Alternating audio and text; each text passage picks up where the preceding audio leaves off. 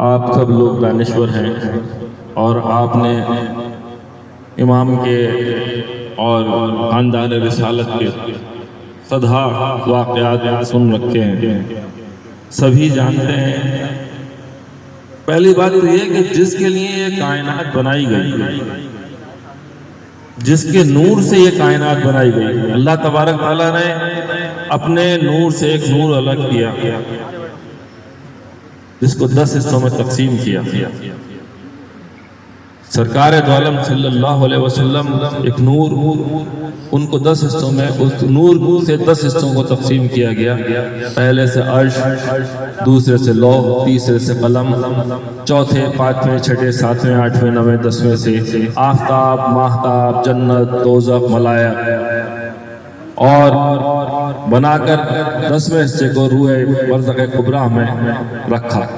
تو آپ کو بتانے کا مقصد یہ ہے کہ جن کے نور سے ہم سب، یعنی تخلیق آدم انہی کے نور سے ہوئی، تو ساری چیزیں انہی کے لیے ہیں، ساری تعریفیں اسی کے لیے ہیں، اور یہ سارے کھیل تماشے ہم لوگوں کو جو پیدا کیا ہے وہ اسی لیے پیدا کیا ہے کہ ایک مرتبہ موسیٰ نے اللہ سے پوچھا کہ یا اللہ تو نے ہمیں کیوں پیدا کیا ہے؟ اللہ نے کیا تاکہ مجھے پہچانا اور میری تعریف کرو۔ تو ہم لوگوں کو بھیجا ہی ثنا و حمد کے لیے ہے اللہ اور اس کے رسول، ان کے مرتبے تو جبرائیل بیان نہیں کر سکتے۔ جہاں جبرائیل سرکار دو عالم جب معراج پر تشریف لے گئے تو جبرائیل نے کہا کہ یا رسول اللہ اس سے آگے میرے پر جل جائیں گے، اس سے آگے بڑھنے کی میری بھی حیثیت نہیں ہے۔ وہاں سے ایک ذات اللہ کی، اللہ جو ذات تھی وہ سرکار دو عالم کو لے گئی، تو وہ ان کے مراتب بیان کرنا انسان کے بس کی بات نہیں۔ ہر کوئی اپنے عقل کے حساب سے جو بھی کچھ کہہ سکتا ہے، نذرانہ عقیدت ثنا اسی حساب سے کہہ سکتے ہیں۔ باقی جن کی تعریف میں اللہ نے قرآن اتار دیا، جس کی تعریف میں سارے صحیفے اتارے، چاروں کتابیں اتاری، اس کی تعریف بشر کے بس کی بات نہیں ہے، جس کی تعریف اللہ اس کا ملائک یک زبان ہو کے کرتے ہیں۔ میں آج آپ کو 3 واقعات ان کے غلاموں کے بتاتا ہوں، آپ ان سے اندازہ لگا لیے کہ ان کی کیا، اللہ کے کتنے محبوب ہیں۔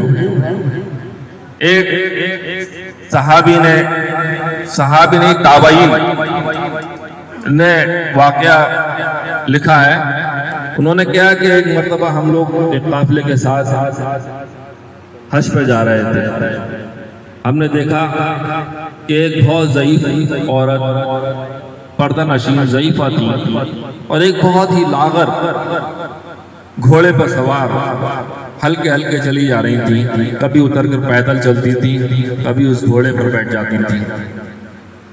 ہم نے کہا اماں بڑی بھی، ایک تو آپ کی صحت اس لائق نہیں، اوپر سے آپ جو سواری لے کر آئی ہیں وہ بھی اس لائق نہیں ہے۔ انہوں نے ہمیں کوئی جواب نہیں دیا، وہ اپنے چلتی چلی گئی۔ ایک جگہ وہ گھوڑا بیٹھا گرا، اور گرنے کے بعد پھر دوبارہ نہیں اٹھ سکا۔ اب وہ جو بڑی بھی سکی تھی، انہوں نے اللہ کی طرف اٹھا کر سر دیکھا کہ یا اللہ، دنیا اگر پریشان کر دے تو میں تیری طرف نظر اٹھاتا، مگر میرے مولا تیری کیا مشیت ہے، کیا مشیت الہی ہے کہ میں ناتواں ہوں، اور جو میری پاس سواری تھی اس کو بھی تو نے لے لیا۔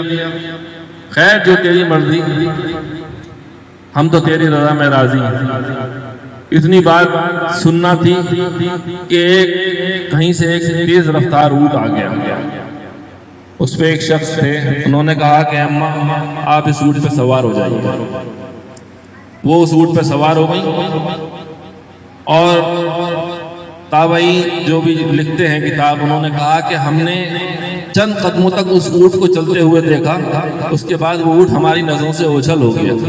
اللہ تعالیٰ جانتا ہے کہ اس کی کیا اسپیڈ رہی، مگر اس کے بعد ہم نے اپنا سفر پورا کیا، سفر پورا کر کے مکہ پہنچے۔ جب ہم پہنچے تو ہم نے دیکھا کہ وہ صاحبہ جو تھیں، وہ ضعیفہ جو تھیں، وہ طواف کعبہ کر رہی ہیں، وہ طواف کعبہ کر رہی ہیں۔ ہم سے رہا نہیں گیا، پھر ہم لوگوں نے آپس میں مشورہ کیا کہ کیا وہی ہیں؟ لوگوں نے کہا ہاں یہ وہی ہے۔ پھر ہم نے جا کر ان سے پوچھا کہ بی بی، پردہ نشین تھی وہ، کہ بی بی آپ کون ہیں اور کیا واقعہ ہوا تھا؟ انہوں نے فرمایا کہ مجھے فضہ کہتے ہیں، میں بی بی سیدہ کی خاتمہ ہوں، اور کربلا کے میدان میں حضرت بی بی زینب کی خاتمہ تھی۔ سارا واقعہ میری آنکھوں کے سامنے سے گزرا۔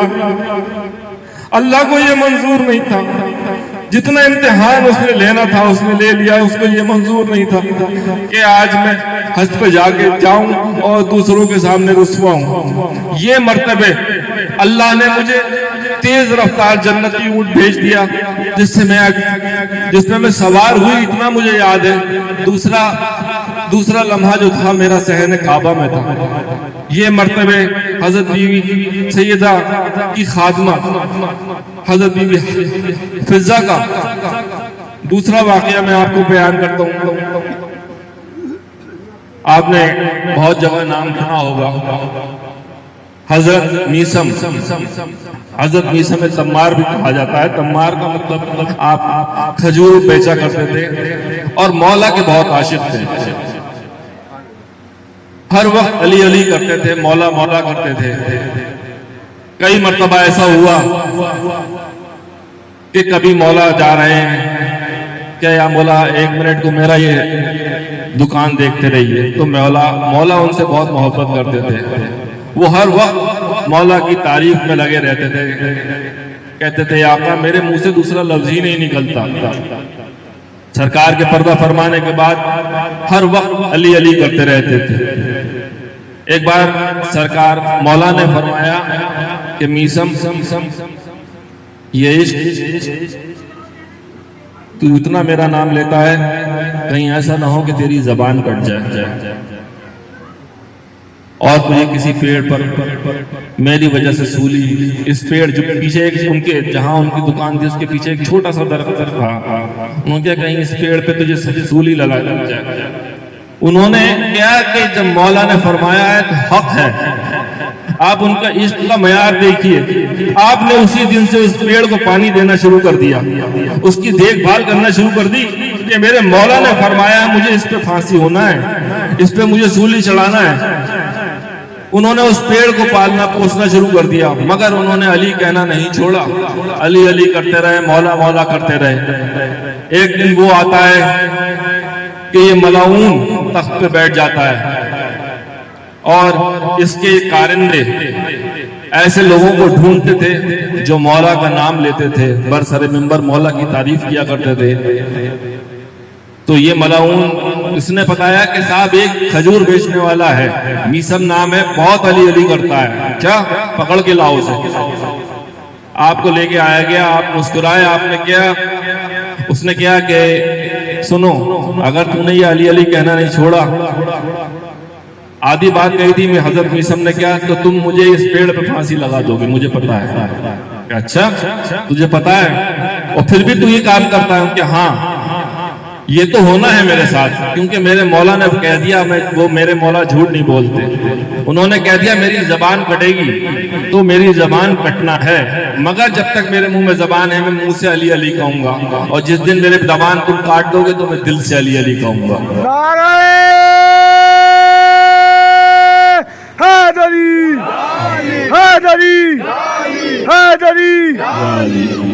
اس گستاخ نے کہا کہ تیری سولی کا تو حکم مجھے آ گیا ہے، ضرور میں اسی پیڑ پر تجھے سولی چڑھاؤں گا، پھانسی لگاؤں گا، مگر دیکھ میں تیری زبان نہیں کاٹوں گا۔ تو کہتا ہے نا میرے مولا سچ کہتے تھے۔ حضرت میسم نے مسکرا کر کہا میرے مولا کبھی جھوٹ نہیں کہتے، مجھے پھانسی بھی دے گا اور اس سے پہلے میری زبان بھی کاٹے گا۔ مسکراتے رہے، ان کو اس پیڑ پہ چڑھا دیا گیا، پاؤں میں کیل ٹھوک دی گئی، وہ علی علی کہتے رہے، خاندان رسالت کی تعریف کرتے رہے، مولا علی کی تعریف بیان کرتے رہے۔ آخر میں اس بدبخت سے برداشت نہیں ہوا، اس نے کیا انہیں چپ کراؤ، انہوں نے کیا کوئی فائدہ نہیں. اب اس سے بڑی سزا کیا ہے؟ ایک آدمی کو معلوم ہے اسے مرنا ہے, اب اسے کس بات کا ڈر دلائیں؟ اس ملعون نے کیا میرے کانوں کو یہ آواز چبھتی ہے, یہ دیکھیے دشمنی کا عالم. اس نے کیا یہ علی علی میری کانوں کو چبھتی ہے, اس کی زبان کاٹ لو. نہ چاہتے ہوئے بھی کم وقت میں زبان کاٹی. آج میں کربلا شریف گیا, میں نے جا کر روزہ حضرت میثم تمار کا کوفہ میں دیکھا, مولا کے گھر کے ٹھیک سامنے آج تک وہ پیڑ موجود ہے. وہ پیڑ انہوں نے نشانی کے طور پر رکھ دیا ہے, کاٹ دیا ہے, آدھا ہے کھجور کا, وہ پیڑ بھی موجود ہے. اور آج بھی لوگ اپنے کاروباروں کے لیے وہاں جا کے دعا کرتے ہیں, اور حضرت میثم تمار کے صدقے میں مولا کرم فرماتے ہیں اور ان لوگوں کے کاروبار کھل جاتے ہیں. یہ عالم عشق محمد اور آل محمد اور عشق سرکار دو عالم اور اہل بیت کی محبت کا یہ عالم. تیسرا واقعہ میں بیان کرتا ہوں, آپ لوگوں کا وقت زیادہ ہو رہا ہے, میں کیونکہ بات طویل چلی جائے گی اس لیے میں آپ کو یہ بتاتا ہوں کہ حضرت حبیب ابن مظاہر عاشق حسین, آپ کی 87 سال کی عمر شریف تھی جب سرکار مولا حسین تشریف لے جا رہے تھے تو آپ نے خط لکھا کہ ہم جا رہے ہیں, کہ تم ہمارے ساتھ چلنا چاہو گے؟ آپ نے کہا میری ماں باپ آپ پہ قربان, اس سے بڑی خوش نصیبی کیا ہوگی کہ میں آپ کے ساتھ ہم رکاب ہوں. مولا کے ساتھ چلے گئے. اور ان کا مرتبہ آپ کو میں بتاؤں کہ جب انہوں نے جنگ لڑ لی 87 سال کی عمر شریف میں, جب وہ جنگ لڑ رہے تھے تو ملعون یہ کہتا تھا سپہ سالار کی خدا کی قسم, اگر میثم پیاسے نہیں ہوتے تو میرے لشکر کے لیے اکیلے کافی تھے. یہ طاقت غلاموں کی تھی. آج بھی اربعین مولا کے روزے پہ جب بھی ابھی کوئی جاتا ہے اور اپنے کسی رشتہ دار کو جاتا ہے, وہ کہتا ہے کہ میرے لیے دعا کرنا, تو آج بھی امام حسین کے آستانے پہ نہیں, حضرت میثم تمار کے آستانے پہ عرضی ڈالی جاتی ہے کہ فلاں شخص اس نے خواہش ظاہر کری ہے, اپنی امام سے اس کی سفارش لگوا دیے گا, اور اس کا کام ہوتا ہے. یہ مرتبہ غلاموں کے رہے, یہ مرتبہ گنج شہیدہ بنا ہوا ہے. حضرت امام حسین علیہ السلام کا روزہ ہے, دوسری جانب حضرت عباس علم بردار کا روزہ ہے, جو گئے ہوں گے انہوں نے دیکھا ہوگا. اور باقی سارے شہیدوں کو ایک جگہ تدفین کیا گیا, اسے گنج شہیدہ کہتے ہیں. صرف غلام امام حسین میثم تمار ان کا روزہ الگ سے بنا ہوا ہے, اور لوگ جاتے ہیں اپنی سفارشیں آج بھی لگواتے ہیں حضرت میثم سے, اور ان کا کام امام حسین کرتے ہیں. یہ بتانے کا مقصد ہے کہ جو ان سے محبت کرتا ہے اس کی آخرت تو ہے ہی, بلکہ اس سے بھی لوگ جو کام لینا چاہتے ہیں ان کا کام ہوتا ہے. طاقت ان کے اندر, ان کی طاقت کو تو ہم اندازہ ہی نہیں لگا سکتے. خواجہ غریب نواز نے کاسے میں کر لیا تھا, جب ان کے اوپر انا ساگر کا پانی روک دیا گیا بادشاہ نے, پرتھوی راج چوہان نے کہا کہ پانی روک دو ان کا, تو انہوں نے کہا کہ پانی تو رک چکا, امتحان ہو چکا, میرے دادا نے امتحان دے دیا, اب پانی نہیں رکے گا. اب اگر تم نے پانی روکنے کی کوشش کری, آپ نے پورا ایک کاسے میں لے لیا. تو 600 سال بعد خواجہ غریب نواز نے یہ کارنامہ کر کے دکھا دیا کہ امام جو تھے وہ مجبور نہیں تھے, وہ مشیت کے آگے جھکے ہوئے تھے. وہ ہمارے اور آپ کی بخشش کے لیے اللہ کے رضا میں راضی تھے, وہ مجبور نہیں تھے. وہ تو مالک جنت تھے, ان کو تو کسی چیز کی ضرورت نہیں تھی. وہ صرف اور صرف آج وہی وجہ ہے کہ ہم میں سے کتنے ایسے ہوں گے کہ ہماری 10 15 20 پیڑھیاں آئیں, امام کا نام لیا چلے گئے, اور ہمارے بعد کتنے لوگ آئیں گے چلے جائیں گے, مگر ماتم حسین نہ رکا ہے نہ رکے گا. کیونکہ یہ وعدہ اللہ کر چکا ہے, یہ وعدہ اللہ کر چکا ہے. اللہ تعالیٰ نے 70,000 ملائک مدفن حسین پر متمکن کر دیے, یہ کہہ کر کہ تا قیامت یہ آہو گریا کرتے رہیں گے. اور ہماری خوش نصیبی ہے جو لوگ ان کا نام لے رہے ہیں یا ان کا غم کر رہے ہیں, جو ایک آنسو ان کی یاد میں بہا رہے ہیں. آپ یقین مانیے خدا کی قسم, یہ اپنی بخشش کا ہم لوگ خود سامان کر رہے ہیں. ان کی ذات تو بہت اعلیٰ و برتر ہے. وہ تو یا حسین یا حسین یا حسین لبیک یا حسین لبیک یا حسین لبیک یا حسین لبیک یا حسین۔ تو میرا بتانے کا مقصد یہ تھا آپ لوگوں کو، یہ واقعات جو میں نے آپ کو بتایا کہ یہ عالم آپ کے غلاموں کے تھے، آپ کے ماننے والوں کے تھے۔ دیکھیے چاہے بھلے سے 1400 سال گزر گئے ہوں یا 14,000 سال گزر جائے، مگر اللہ بھی وہی رہے گا، اس کے رسول بھی وہی رہیں گے، اس کے اہل بیت بھی وہی رہیں گے، اور ان کا غم بھی ویسے ہی ہوتا رہے گا۔ یہ ہماری خوش نصیبی ہے کہ اللہ نے ہمارے دلوں کو اس لائق کیا، ہمیں اس لائق سمجھا۔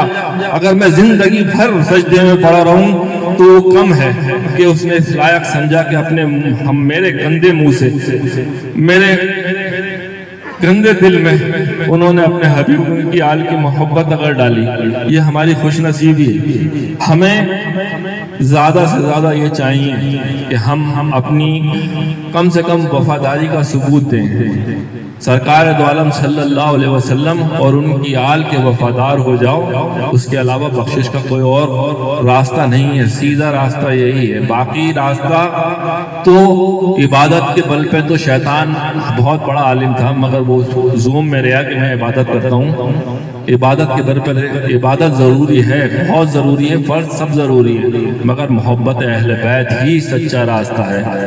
اسی کے لیے ہم لوگ بھی تمام جگہ جگہ محفلیں کرتے ہیں، جگہ جگہ محفلیں سجاتے ہیں۔ میری آواز آس پڑوس میں بھی اور جگہ پہ پڑ جاتی ہے، جا رہی ہوگی۔ یہ یقین مانیے کہ یہ جو وقت آپ نے گزارا یہ آپ کی زندگی کا حاصل ہوگا۔ جس وقت اللہ اور اس کے حبیب جب ان کا ہمارا سامنا ہوگا، اللہ کہے گا کہ اتنا وقت تو نے دنیا میں گزارا، تو یہ جو تیرا وقت نام سرکار دو عالم اور ان کی آل میں گزرا، یہی وقت زندگی کا حاصل ہے۔ اسی لیے ہم یہ لوگ اپنے یہاں مجلسیں محفلیں کروائیں سجائیں نہیں کرا سکتے ہیں تو دوسری جگہ جائیں جہاں پر بھی یہ مجلسیں ہو رہی ہیں، محفلیں ہو رہی ہیں، اپنے ایمانوں کو جلا دیجئے۔ ہمیں اس طرح سے محفلیں کرتے ہوئے کم و بیش 9 دن ہو گئے ہیں، اور جگہ جگہ شہر میں ہم لوگوں نے جا کر محفل سجی کری ہے، اس لیے کہ ہم اس تحریک کو کم سے کم ہم ہر آدمی کی اپنی ذمہ داری ہوتی ہے کہ ہمیں اگر سچی بات پتہ چلی تو ہم آگے بڑھا دیں۔ باقی اسی سلسلے میں کل میرے غریب خانے پہ میرے والد محترم جناب سید سلمان میاں نیازی کے گھر پر ایک محفل عزا کا اہتمام ہو رہا ہے۔ کل بعد نماز عشاء آپ سب لوگوں سے گزارش ہے کہ وہاں پر پہنچیں اور اپنے ایمانوں کو مجلہ کریں۔ اس کے بعد 10 محرم کو جمعہ کی نماز پڑھنے کے بعد ہم لوگ ایک تعزیتی جلوس، کیونکہ اس بار جمعہ پڑھ رہا ہے اس لیے قلعے کی مسجد میں نماز پڑھیں گے، اور نماز پڑھ کے ایک تعزیتی جلوس کربلا محلہ کربلا شریف لے جائیں گے پرنس روڈ ہوتے ہوئے۔ 1-1.5 گھنٹے کی بات ہے، آپ سبھی لوگوں کو میری گزارش ہے، دیکھیے اچھے کام کے لیے تو انسان کسی کی اچھی بات کسی سے بھی سن لے، کسی کے بھی منہ سے، اگر میرا کوئی طریقہ آپ کو پسند نہیں بھی ہے تو کم سے کم ایک اتنا تو کر سکتے ہیں کہ امام حسین کے لیے ہم کچھ قدم چل کر وہاں نہیں پہنچ سکتے تو یہاں پہنچ کر کم سے کم اپنے آپ کو وفاداروں میں گنوا لیں، سرکار دو عالم اور ان کی آل کی محبت کرنے والوں میں اپنی گنتی کروا لیں۔ کل 1 یا 1.5 گھنٹے کی بات ہوتی ہے، پھر اس کے بعد ہم صرف صلاۃ و سلام پڑھتے ہوئے جاتے ہیں کربلا پہنچ کر سلام پیش کرتے ہیں، نذرانہ عقیدت پیش کرتے ہیں، نظر پیش کرتے ہیں، اور اس کے بعد تبرک تقسیم کر کے لنگر کر وہاں سے واپس آ جاتے ہیں۔ سال میں یہ 10-12 دن کی ڈیوٹی ہماری ہے، اور الحمدللہ اس کے صدقے میں ہم پورے سال ان کے کرم سے بہت سکون سے رہتے ہیں اور پورے سال ان کا صدقہ کھاتے ہیں۔ کل یہ 12 دن محنت کرتے ہیں، ہم سے اچھی کسی کی نوکری نہیں ہے۔ ہم تو 12 دن، یہ 12 ربیع الاول کے 12 دن اور 13 رجب، یہ کچھ دن ہیں ہمارے ڈیوٹی کے، اس کے بعد پورے سال ان کا صدقہ ہمیں ملتا ہے، پورے سال ان کے نام پہ صدقہ کھاتے ہیں، اور یہاں بھی کھائیں گے اور وہاں پر بھی الحمدللہ کھائیں گے۔ میں اپنی بات کو یہیں ختم کرتا ہوں، وما علینا الا البلاغ۔